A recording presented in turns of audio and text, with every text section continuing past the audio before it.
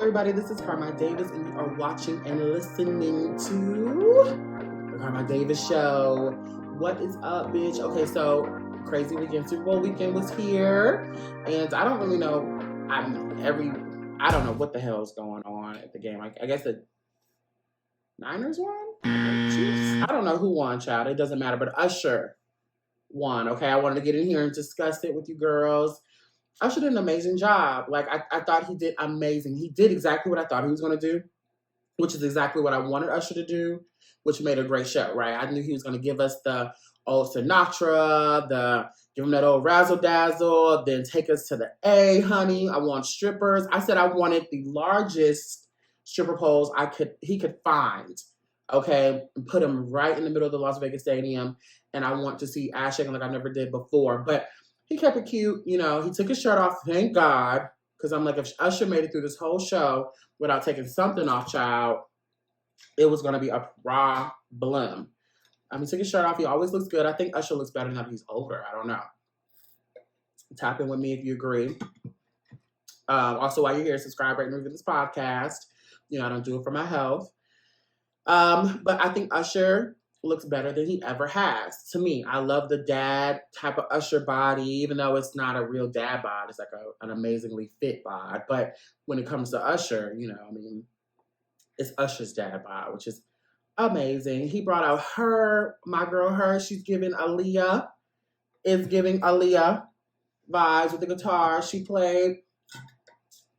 I just love how she can be just such a star and also maintain a mystery, but be so in your face in everything she does, and so transparent, yet so mysterious, so gorgeous, but yet so approachable at the same time. Like, I love her. Alicia Keys, I'm glad Alicia was in attendance. She looked good. I love that red. I love that cape. She looked great.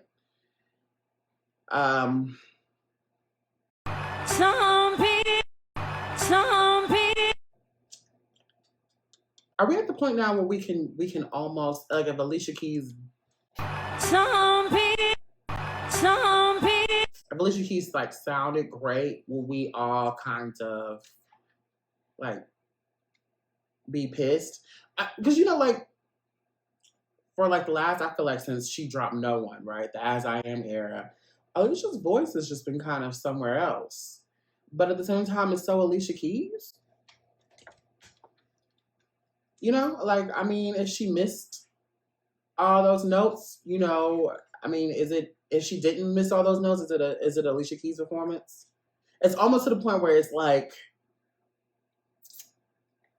I don't know, on brand.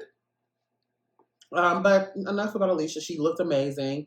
Body was bodying, okay? And it's always Usher that can bring out the red lip like lesbian in Alicia Keys. Swiss Beats always, when they're hanging out, it's giving stud, in a nice way, an around the way kind of girl. I'm not here to accuse Alicia Keys of being a lesbian. That's played. I don't know what she is, but I like it.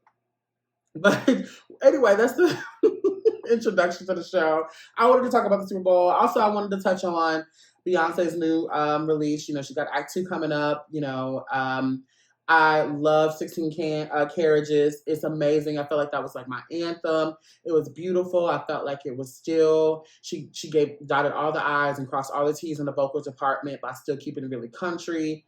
I don't like Texas Hold'em, which is already kind of like I almost immediately love the Renaissance Act 1 all the way through. So I'm already kind of on the fence about this. I said I wanted her to do a country record the second time around, but I wanted to give it in the vein of like Casey Musgraves kind of deal, where it's like pop country, but still very poetic. And I think that's what she did. I hope that's what she did with this one. I hope she got Casey Musgraves in there. But I'm looking at the credits and it looks like she got Raphael Sadiq, some great producers to produce that country sound. So, I like 16 Carriages a lot. I love it. It's been on repeat since I've heard it. Give this woman all the shit that she wants, child. Whatever she wants, give it to her. But let's move into the show. Okay, y'all didn't come here. Well, you did come here to get the tea, but let's move on to the hot topics. But before we do, make sure you guys subscribe and review this podcast. Like I said, if you're one of those weird ones that just kind of tune in, kind of watches, skims through, you might as well just join the family. Join the dollhouse, child. Subscribe on Instagram.com/Carmine Davis, Instagram.com/Carmine Davis Show. Follow us on Facebook.com/Carmine Davis, TikTok.com/@Carmine Davis. And listen to the show on Spotify, Apple, YouTube. Come on, join the family. Let's get involved. Make sure you guys stop at the merch store as well. CarmineDavisShop.com. And we're going to get into it. Let's talk about some real shit. Okay, according to LovelyScott.com, ex-Real Housewives of Atlanta star Nene Leaks accused of owing 5-figure tax debt weeks after being ordered to pay $25,000 over unpaid rent. Okay, Nene Leaks was the unlucky recipient of some legal documents from the Georgia Department of Revenue. According to the document obtained by RadarOnline.com, the reality star initially owed $17,785